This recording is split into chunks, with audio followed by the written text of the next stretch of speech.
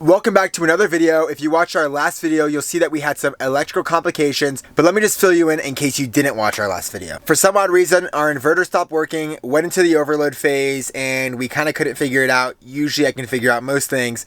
After looking up a lot of things, I actually realized that we had a 5-year warranty on our inverter, so we made our way 4 hours away from where we were at the time to Salt Lake City, and then from there, we now have to make our way to the Victron dealer that is another 2 hours away.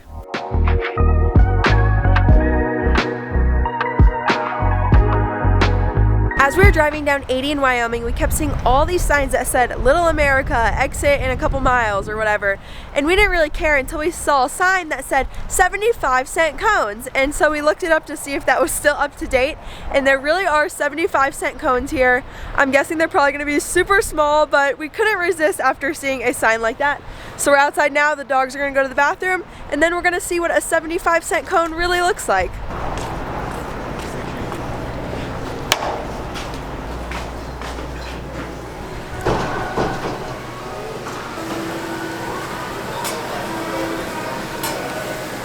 We're gonna do 2 cones. We saw the sign and we didn't believe it was actually 75 cents. Chocolate vanilla or twist? I'm gonna do twist. So 2 twists. Yeah, $1.49 for you all together. Ooh, amazing.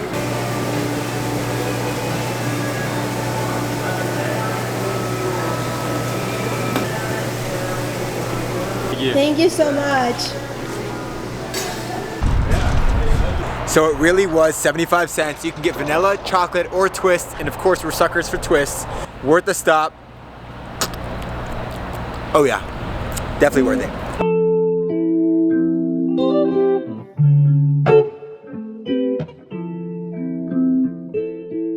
After 4 hours, we made it to Salt Lake City, or we are quite close to Salt Lake City.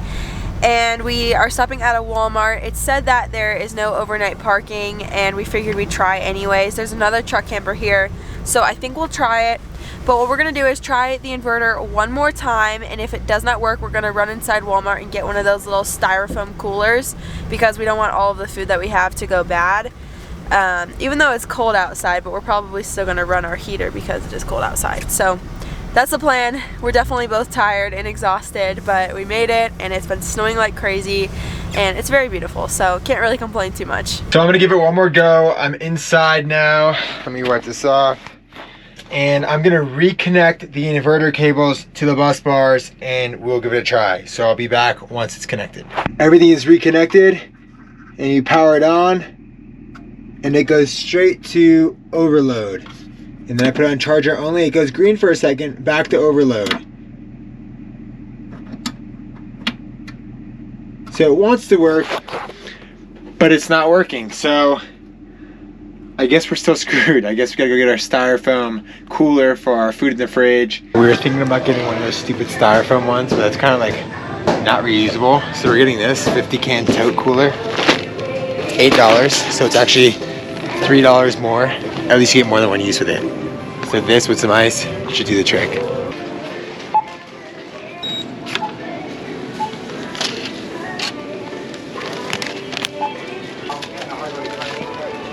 Alright, now that we've got everything we need, let's get out of this snow. I don't know if you can even tell how hard it's coming down. I can barely even keep my eyes open. And not to mention that we're wearing chacos with socks in this weather.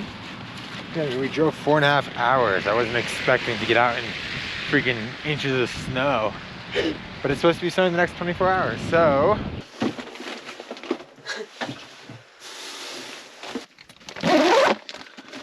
I'm gonna put it in the truck.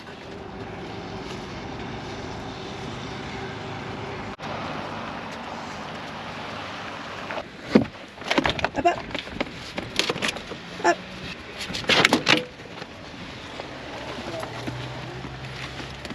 No, it is so cold out, the truck is like tripping to start.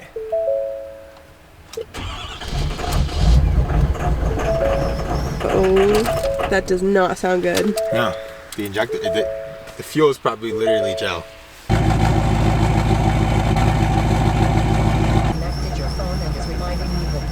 It's fine.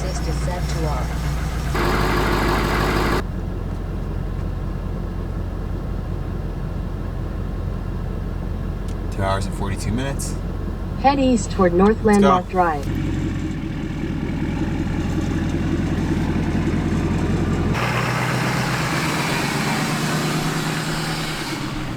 Use the second from the left lane to turn left onto Utah 224 North, then turn right onto the I-80 East ramp.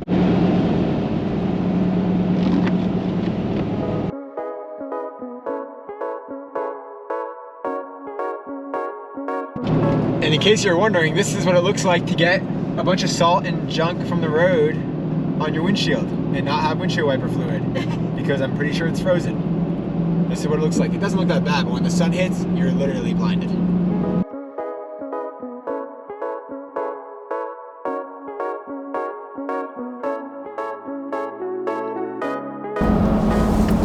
So we're about 35 minutes away from our destination, and fingers crossed that they look at it and they're just like, hey, we're just gonna give you a new unit. We can't figure out what's wrong with it. I've spoken with like 3 other upfitters / dealers, whatever you wanna call it. And they were asking, is it this or is it that or whatever? And there's no signs of like any failure. So it's like just really weird because I did open it up yesterday. So there's no signs of any failure.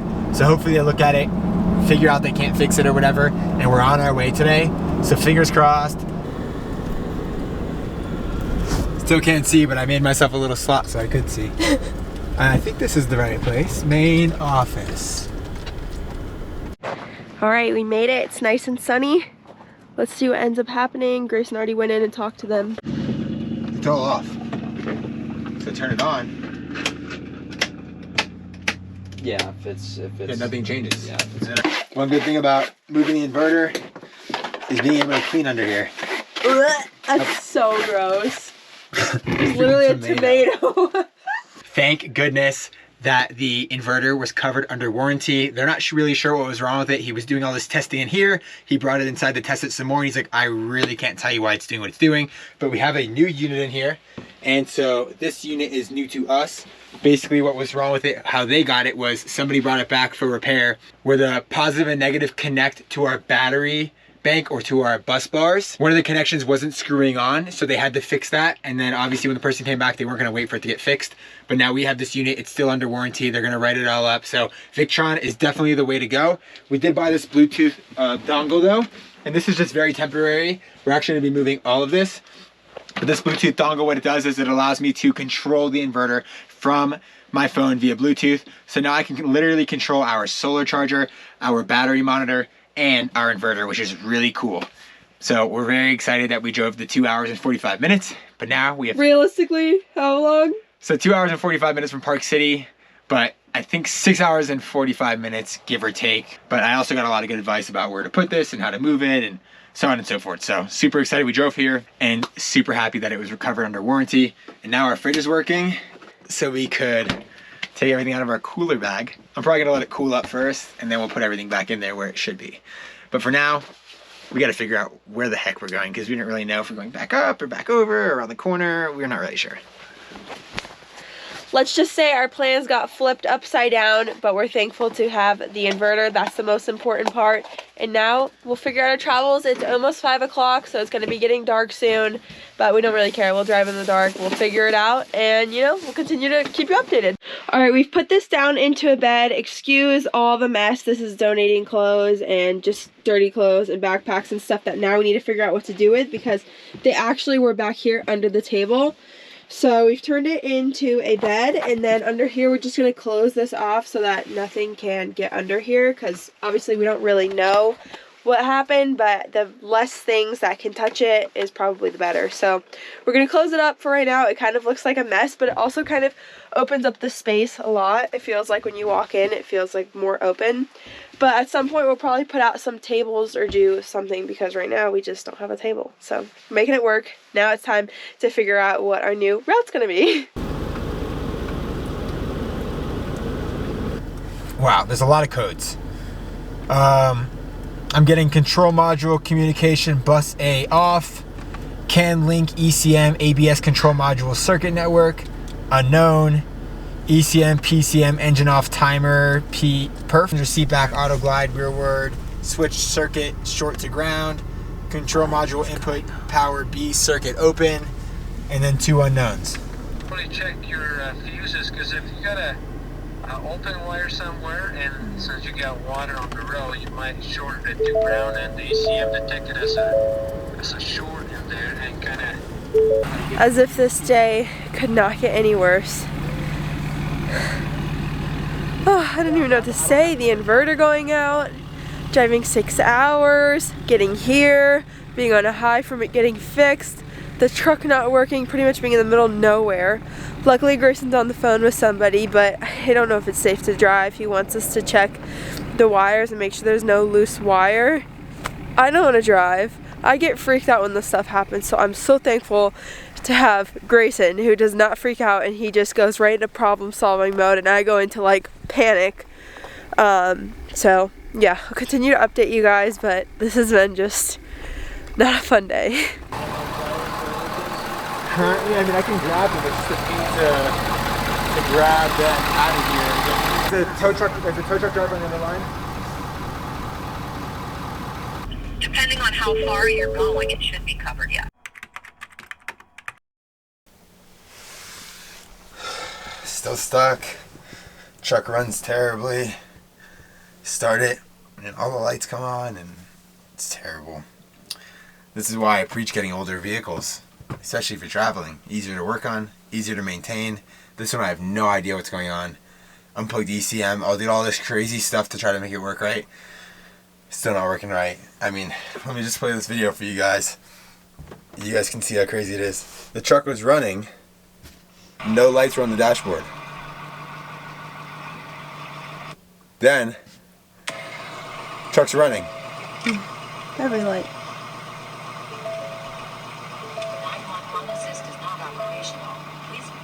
All I gotta say is Christmas came early with all those lights. Pretty stupid, but I try to stay positive in situations like this, because if we do take it to the Ford dealership, there's no fixing it really. I cleared out all the connections under the truck that could have issues according to the Ford group on Facebook and YouTube videos and the internet, and didn't fix it. So, if the case scenario is the fact that something's actually wrong, it'll probably cost us about $4,000. We'll keep you updated. At least we got a new inverter. I'm just worried about getting a stupid truck started. Alright, so we officially call the tow truck. The truck's really not starting right, whatever, it's being really weird. So, it's funny because yesterday we were talking about the little sidetrack. We were talking about, you know, how irresponsible it is of some people to travel with, you know, not savings just in case stuff like this happens, and then this happens to us. So, we call the tow truck. It's $200 for 23 miles. They're going to drive here and then drive us 23 miles back. And insurance should cover it, but the guy will be here in about 45 minutes. They're putting us on a rollback. So it's going to be super interesting to see. We're going to be so tall. We're going to be probably 20 feet in the air. No, we're 12 foot tall with the camper now. So we'll probably be about 15, 16 foot tall. And it's going to be super top heavy. Let's see what happens. Alright y'all, so the tow truck's here. We're a little too tall, a little too heavy for the tow truck. So we got to take the camper off, leave it here at the solar place. And it's going to be interesting taking it off because you guys know how much we hate taking off the camper. So let's try it again. Oh! So that's what we got to do. We're going to put the blocks down and show you guys the process. Like which block? Oh, you just need one more.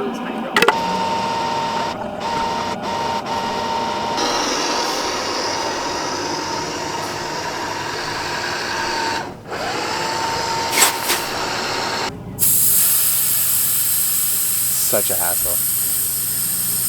No, I think the plan is for them to pull the truck and leave the camper here because they can't tow both. See what ends up happening.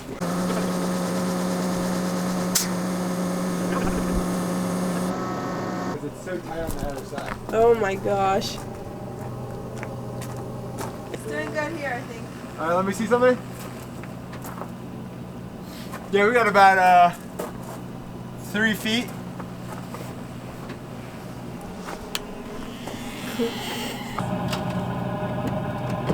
Oh, it's moving, it's moving.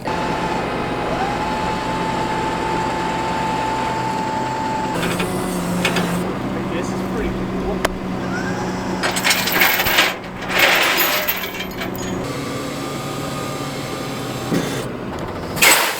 Alright, it's on, so the plan is to head to the Ford dealership and we're leaving the camper here. Let's do it.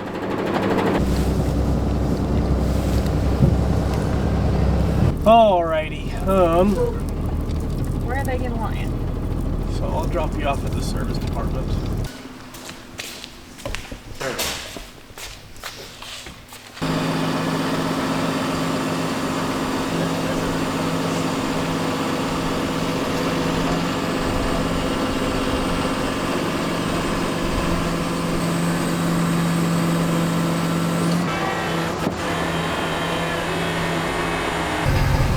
Now it's running no problem. We get to the dealership and now we're having no problem running it.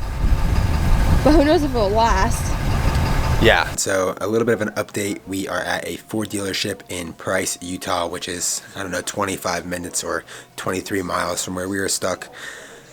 And they still haven't looked at our truck. We've been here for about 3 hours, and we went to go eat lunch with the gentleman and his wife who towed us. Super nice. They actually paid for it. Beautiful people here in Utah. That was so nice of them. So we're sitting here working on the next YouTube video, but we're not really sure what's wrong with the truck. Still don't have an update. I think they're about to plug into the computer and see what was wrong. I was able to see the codes that I saw, but they're probably going to be able to see much more. So I'm kind of curious to know, what's wrong with it and how long we'll be here. When we first got here, they said, okay, we'll try to look at it by the end of the day, but our diesel tech is like 3 days out, something like that. So hopefully they can just give us a quick solution so we can get up north to like Salt Lake City and get it fixed over there.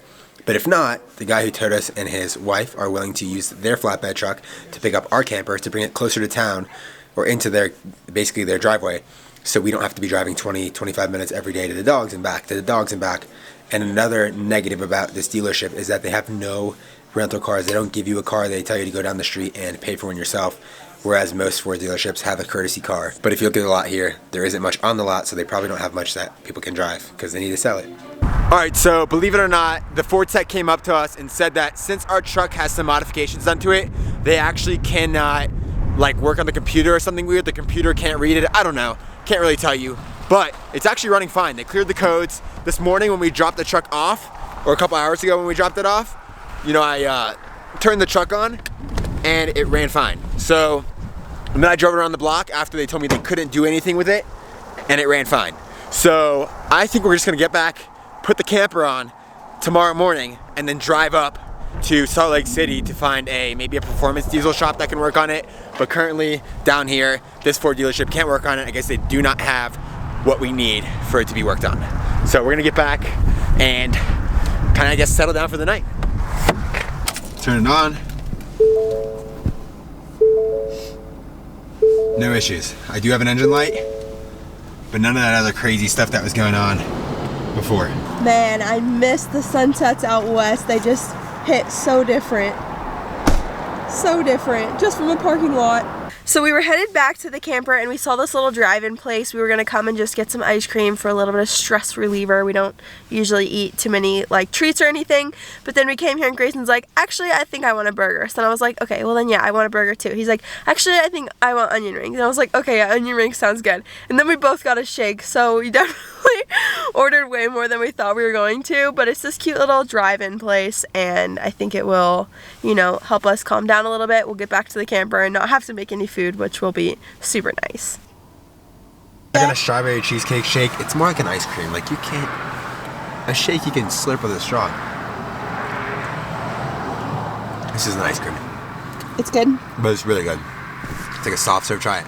Oh, there's actual strawberries in there. So. Yeah, it's more of an ice cream than it is a milkshake. And I'm a chocolate gal through and through, so I got Reese's and brownie. It's like an ice cream. It's so good. Definitely like an ice cream. It's super, super freaking thick. And creamy and delicious. All the things. So I think this is, holy smokes, there's an onion ring on there. That's Ashley's. That's the barbecue burger. Ooh. It's got an onion ring, barbecue sauce, burger, lettuce. Looks good. Okay. And I got something called the Bonanza. And I literally think it's just a bacon cheeseburger. Cheese, bacon, burger, lettuce. And then we actually got one more thing. I don't know why we got the large order. Whoa. Onion rings. With what sauce that we learned about today from our friends? Fry sauce. Fry sauce. If you come to Utah, you have to get fry sauce. Yeah, Apparently, the best way to explain it's kind of like mayo and ketchup. So we call it Russian dressing in Florida and everywhere else in the world. But they call it fry sauce here. Not really sure why. But that's what it looks like. Kind of literally just tastes like ketchup and mayo. Good stuff. Let us eat. Talk to you guys later.